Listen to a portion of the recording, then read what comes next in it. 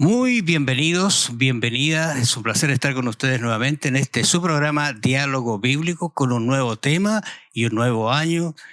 Grandes bendiciones para quienes nos han seguido durante el año 2022 y ahora 2023. Será un placer estar con ustedes nuevamente en este su programa Diálogo Bíblico. Vamos a estudiar la Biblia. Es un tema que importa porque es parte de lo que es la vida cristiana. Nuestro tema es administrar para el Señor hasta que Él venga. ¿Cuánto falta para que venga Jesús? ¿Cuánto falta para que su regreso sea inminente y podamos ir a gozar las mansiones celestiales?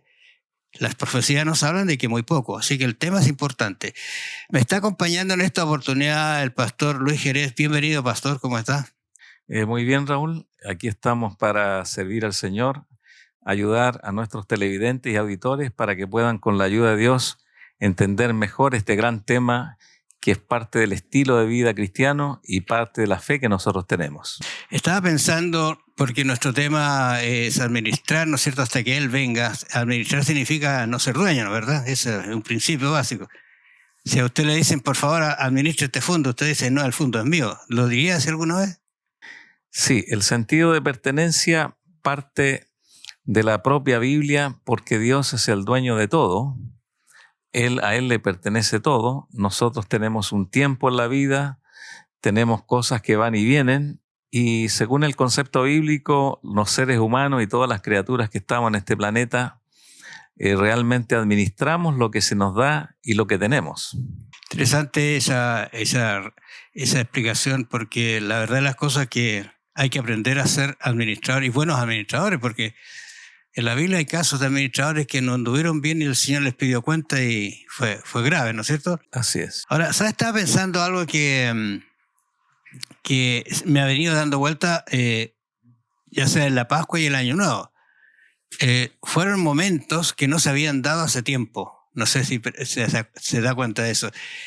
Yo reflexioné sobre esto en una oportunidad con unas personas y ellos tomaron muy en serio este concepto porque la Pascua, por ejemplo, en familia no se había dado. Había muchas restricciones. Ahora el Año Nuevo también, pero ahora hemos tenido una Pascua y un Año Nuevo en que la familia se ha reunido, y eso es lindo porque me parece que ese concepto de familia que viene desde el Edén mismo es muy hermoso, muy íntimo, es algo que uno puede conversar con quienes ama, ¿no es cierto?, en la primera instancia, ¿no le parece? Bueno, así es. Nosotros somos parte de la familia de Dios, que es una familia universal. Nosotros no la conocemos, pero Dios tiene muchas criaturas que salen reflejados sus nombres en la Biblia, ángeles, serafines, querubines y una serie de personas que son como nosotros, pero en mundos que no han caído en el pecado. No sabemos qué cantidad, pero todos son hijos de Dios y nosotros pertenecemos a esa gran familia, pero estamos en una condición distinta a la de ellos. Y que claro, es el tema que vamos a tratar. Claro, o sea, este concepto de parte de la familia de Dios viene en un texto que está en 1 Juan. Juan es un discípulo amado que escribió cosas muy lindas del amor, de la cercanía. Es el hombre que sintió el palpitar del corazón del Señor, en la verdad de las cosas. Y él dice, en 1 Juan 3:1, dice, mirad cuál amor nos ha dado el Padre. Y aquí, ya viste el concepto, ¿no? Cuál amor nos ha dado el Padre, dice que seamos llamados hijos de Dios. Interesante eso. Pero ese concepto de llamado parece que es un poquito más grande de lo que es solo llamar. ¿No le parece? Bueno, es un gran privilegio porque nosotros estamos en otro estatus. Dios puede llamar hijos suyos a muchas criaturas que no han caído en el pecado. Pero a nosotros nos llama hijos por el hecho de haber aceptado a Jesucristo, haber recibido el Espíritu Santo, haber aceptado el plan de Dios y aunque tenemos muchas cosas que cambiar y muchas luchas por venir, Él nos dice: hijos, estás luchando, tienes que salir adelante, te voy a ayudar, aquí están las promesas. Me viene a la mente allí el libro de Génesis, ¿se acuerda cuando creó Dios todas las cosas maravillosas, pero las creó con un propósito de colocar al hombre en el Edén, ¿no es cierto?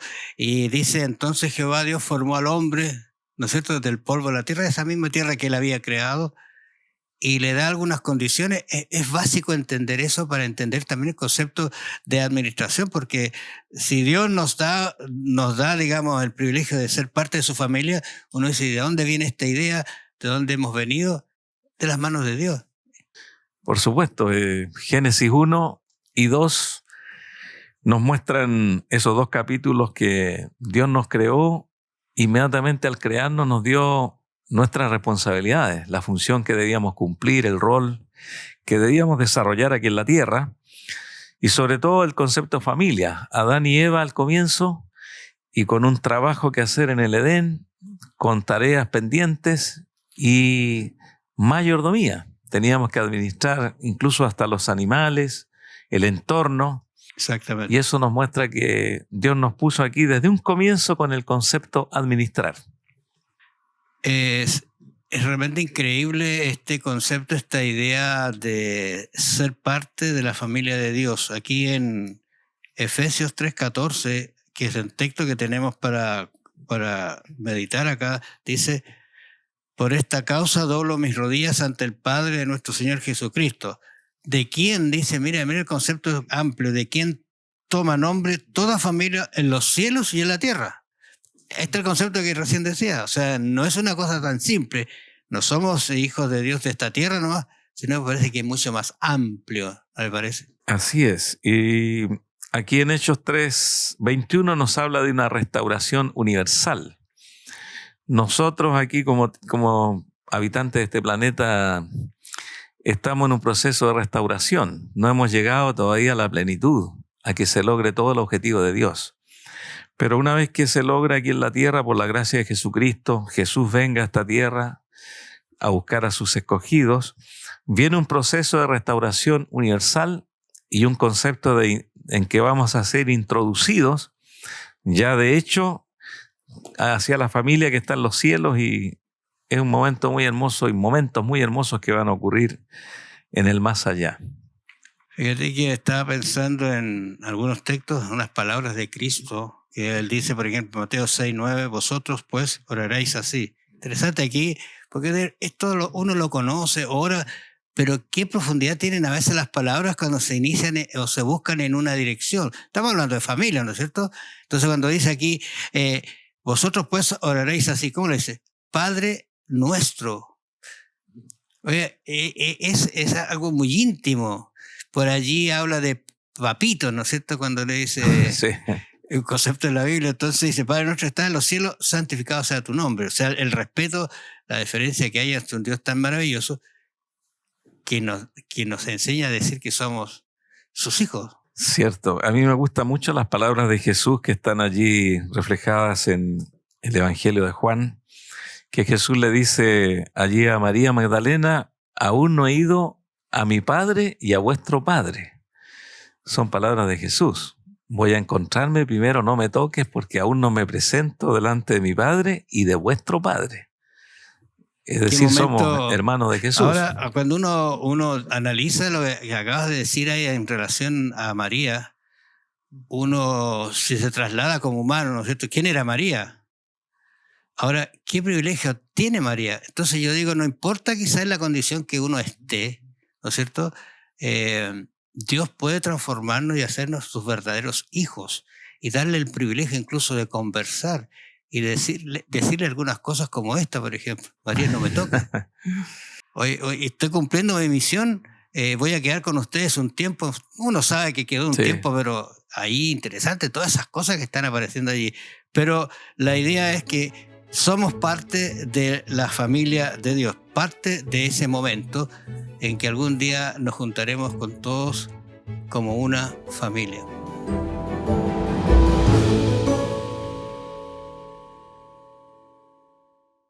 Cuando hablamos de administración, como habíamos dicho al comienzo, estábamos hablando de no dueño en realidad, porque alguien no administra lo suyo, aunque también uno tiene cosas que administra, ¿no es cierto?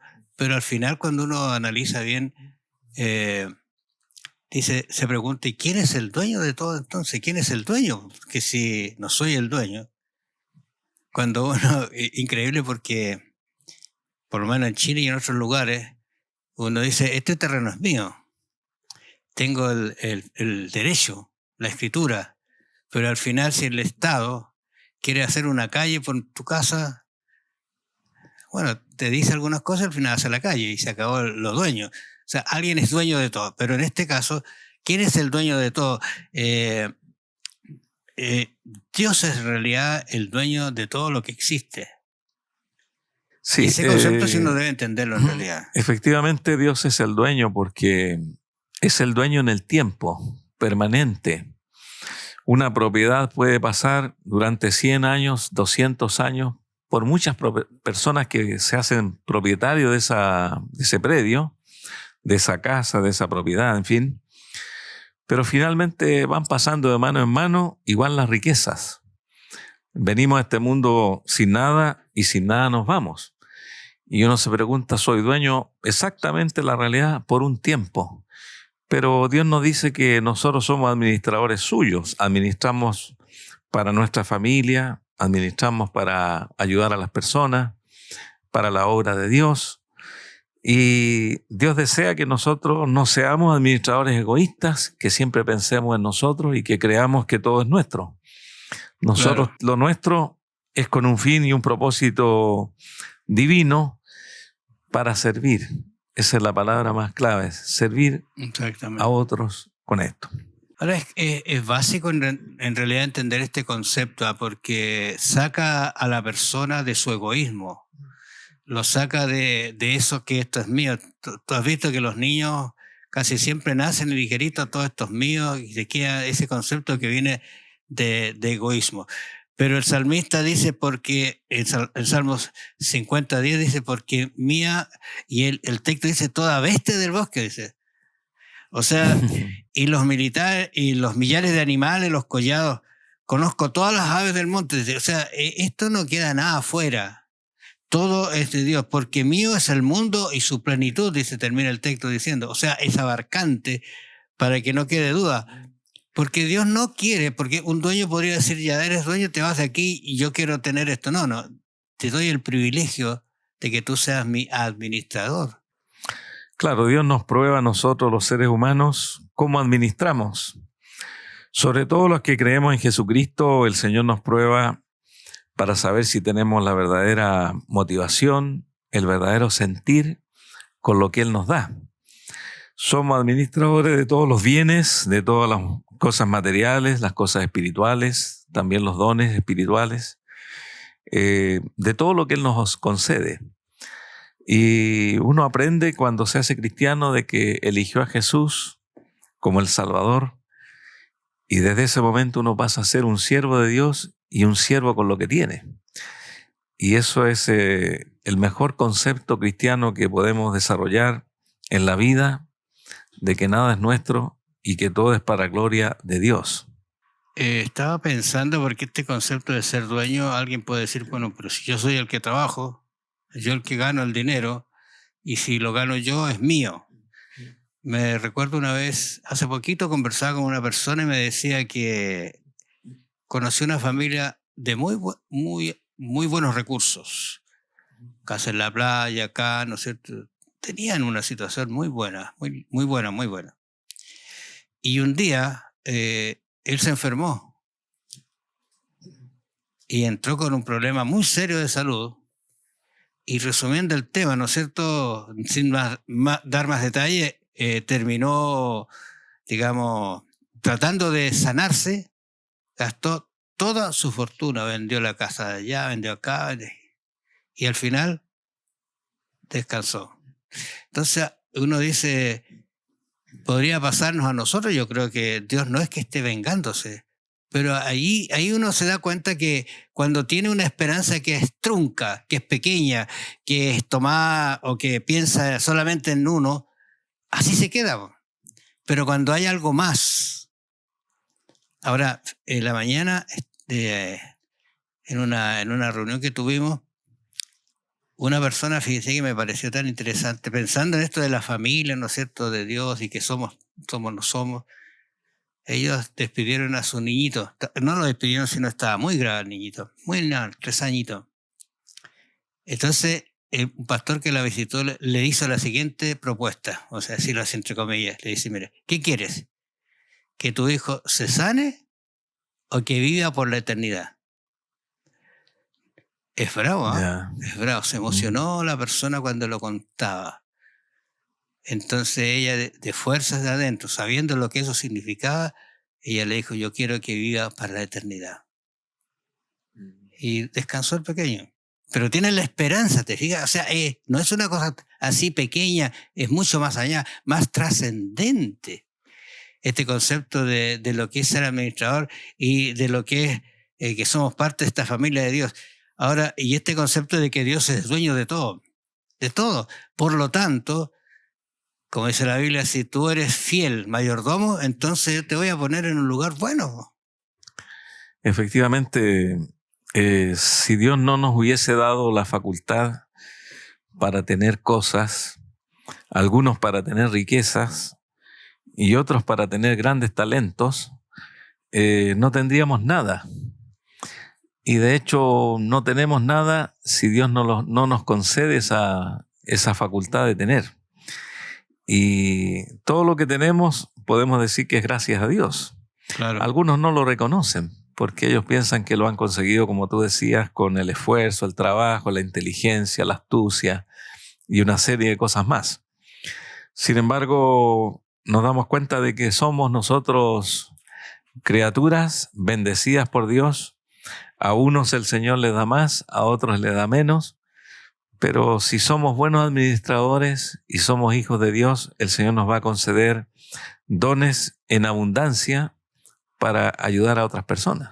Mira, a propósito de dones, estaba pensando que si Él es dueño de todo, ¿no es cierto?, ¿cuáles son los recursos que nos da entonces para administrar? Porque eso es interesante. Y uno va a Juan 3:16, un texto muy conocido, pero no, quizás ese no es un recurso, pero ver lo que significa, porque de tal manera amó Dios al mundo. Mire, ¿qué es lo que dice? Que entregó, que regaló, que dio ¿a quién? A Jesús. A Jesús. Pero cuando uno ve el trasfondo, en realidad el Padre se dio entero. Claro, nosotros fuimos creados a imagen de Dios. Y parte de esa imagen de Dios es administrar. Dios administra el universo, el Señor provee, el Señor sustenta. El Señor, el Padre Celestial, dio a Jesucristo su Hijo para la salvación de este planeta, de todos los que creyesen. Y Dios siempre está dando, siempre está ayudando. El Señor está siempre sustentando. Y nos ha permitido a nosotros, dentro de nuestras facultades humanas, dentro de nuestras posibilidades y limitaciones, que también nosotros hagamos una parte imitando esa imagen de Dios, claro, que es el amor al servicio. Juan 1:12, que parte el maravilloso libro de Juan, cuando parte, 1:12 dice, más a todos los que le recibieron. Esto es importante hacer énfasis también, que le recibieron. Los dones de Dios son para quienes tienen, voy a decir así, una ejemplificación, un vaso, pero no roto. No sé si captar así. Porque si tú tienes un vaso roto, tú le das y nunca se llena. ¿No es cierto? Pero aquí le dice más a todos los que le recibieron, los que creen en su nombre, les dio, dije, potestad de ser hijos de Dios. O sea, esta es una garantía, un recurso extraordinario. Sí, precisamente nuestro Dios nos llama a nosotros desde que no tenemos nada, sobre todo los que conocieron a Cristo cuando jóvenes, no tienen nada. Dios conoció al pueblo de Israel en el desierto, que tenían pocas cosas. No tenían tierras, no tenían grandes cantidades de animales, ni mucho trigo, ni nada de eso. Pero cuando las personas se encuentran con Dios, como dice también más adelante esta lección, somos gente común. Pero Dios no nos trata como gente común, sino que Dios nos está preparando para entregarnos cosas para ministrar. Y es por eso que las generaciones, en el desierto, ahí hubieron 3 generaciones. Y esas 3 generaciones Dios la fue alimentando con la fe, hasta que Dios cumplió sus promesas y les repartió tierras, les repartió dones, ciudades hechas, viñas que no plantaron. Y así lo dice la Escritura. Y de esa manera las personas dijeron, bueno, ¿quién me ha dado todo esto? No ha sido otro sino solo Dios. Esa cosmovisión es importante, ¿eh? Esa cosmovisión de ver el mundo de otra manera, no de manera egoísta, como tú decías, todo para mí, o yo soy todo, o todo lo que yo hago es para conseguir un estatus o algo mío. Uno aprende que todas las cosas tienen un propósito eterno. Yo no soy eterno, pero Dios va a dar eternidad. Ahora, acabas de decir algo del pueblo de Israel y me vino a la mente que ese pueblo, si no interviene Dios, habría salido un pueblo pobre, si no tenían nada, si eran esclavos. Pero cómo Dios proveyó para que salieran con recursos. Bueno, Dios es así. Dios tiene maravillosos recursos para quienes son sus hijos.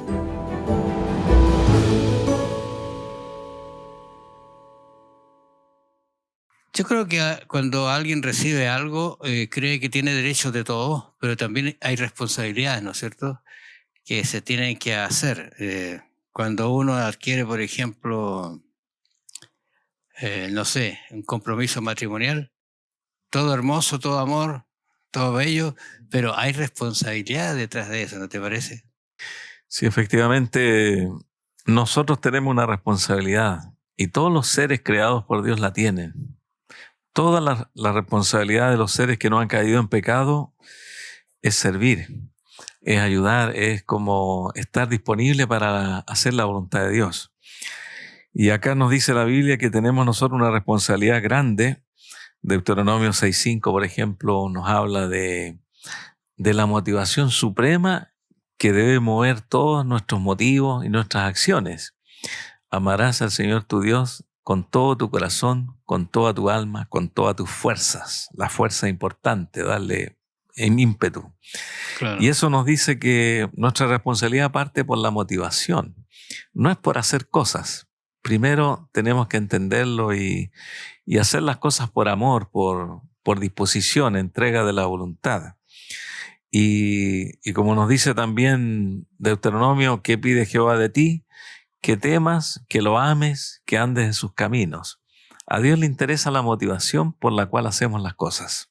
Cuando uno mira estos textos de Deuteronomio, que es algunos dicen una repetición de la ley, ¿no es cierto?, un recuerdo de todos los hechos más, puede decir sublime, entre comillas, ¿no es cierto?, que pasó a Moisés. Pero es interesante que el Nuevo Testamento también los recuerda.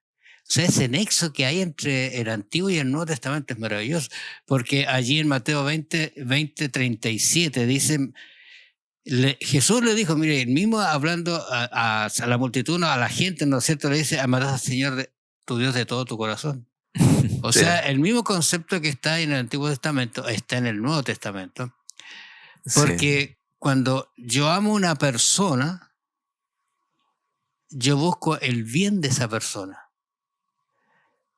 Sí. Le escuchaba la otra vez a una persona que me decía, mira, hay un concepto equivocado cuando entran en relaciones matrimoniales. Algunas personas le dicen, quiero casarme contigo para que me hagas feliz.